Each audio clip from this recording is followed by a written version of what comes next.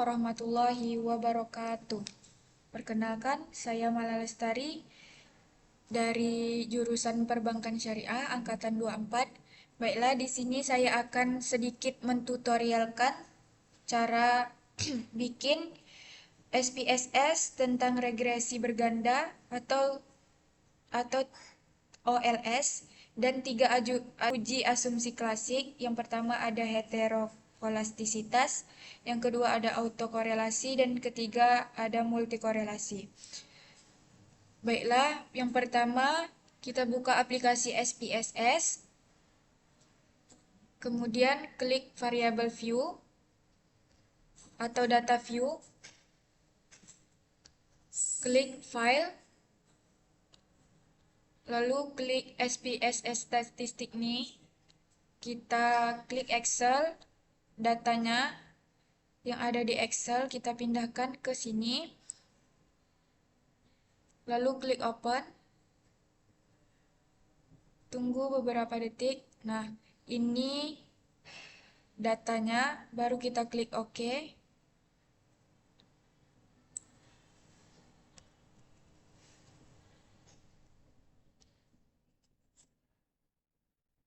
Lalu kita pindah ke variable view. Nah, kita lihat di sini tipenya numerik semua dan desimalnya 0 semua. Width-nya 8. Kita rubah jadi 8 semuanya.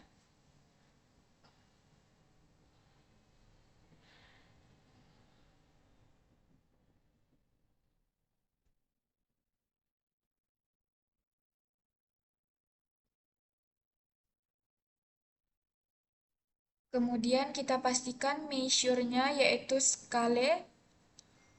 Ini semua.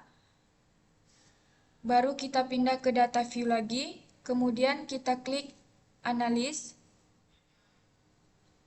regression, linear, lalu klik Y ke dependent, terus X1 dan X2-nya ke independent.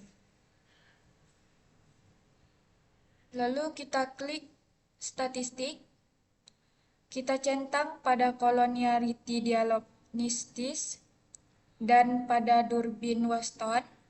Lalu kita klik continue.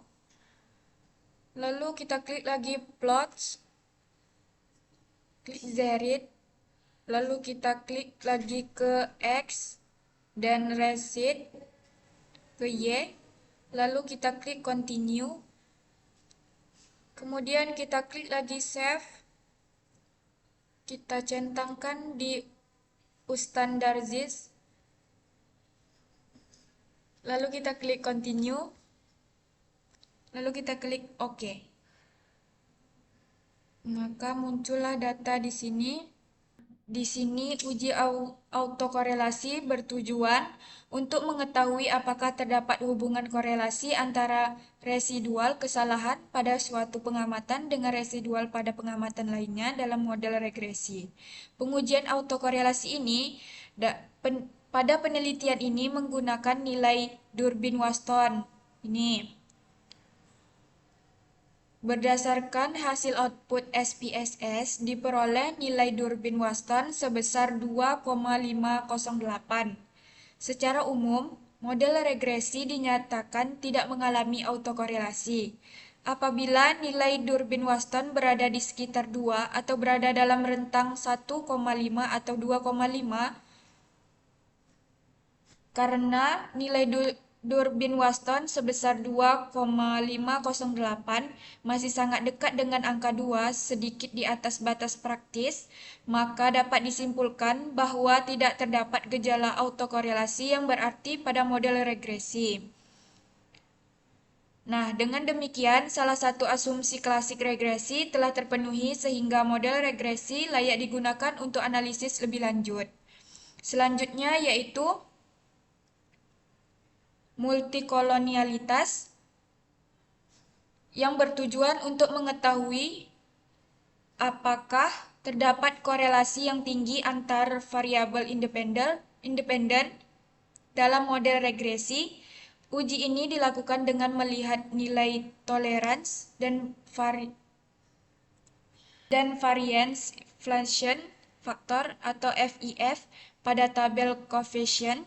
Berdasarkan hasil output SPSS, variabel X1 memiliki nilai toleransi sebesar 0,103 ini dan FIF sebesar 9,701. Sedangkan variabel X2 juga memiliki nilai toleransi sebesar 0,103 dan FIF sebesar 9,701. Karena nilai toleransi kurang dari 0,10 dan FIF lebih dari 10, maka dapat disimpulkan bahwa tidak terjadi gejala multikolonialitas pada model regresi. Dengan demikian, hubungan antara variabel independen masih berada dalam batas yang dapat diterima, sehingga model regresi memenuhi salah satu asumsi klasik dan layak digunakan untuk analisis lebih lanjut. Nah, selanjutnya yaitu heteroskedastisitas, yaitu grafik yang memperlihatkan bahwa titik-titik menyebar secara acak serta tersebar baik di atas maupun di bawah pada angka 0 pada sumbu Y, 0 ini pada sumbu Y. Artinya, tidak terjadi heterokalastisitas pada model regresi, sehingga model regresi layak dipakai. Nah, kembali lagi kita ke data awal. Kemudian kita klik res1, kita klik transform, lalu klik compute variable, lalu klik ABS, huruf besar semua, underscore res, lalu klik arithmetic, lalu klik ABS-nya 2 kali, lalu klik understand DZ, klik ke numeric expression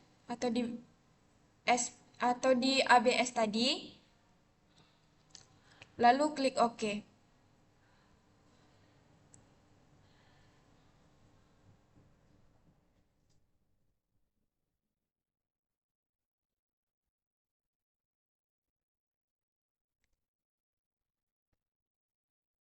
Selanjutnya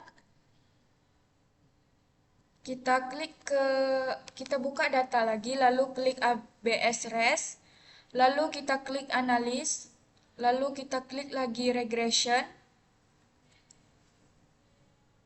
klik linear, kita pencet dulu reset atau kita keluarkan semuanya, lalu kita klik ABS res, lalu masukkan ke dependent dan klik X1 dan X2-nya masuk ke independent. Lalu klik OK.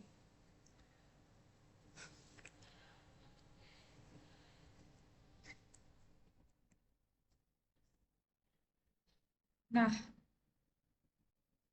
berdasarkan hasil output SPSS, variabel X1 memiliki nilai signifikan sebesar 0,730, sedangkan variabel X2 memiliki signifikan sebesar 0,821.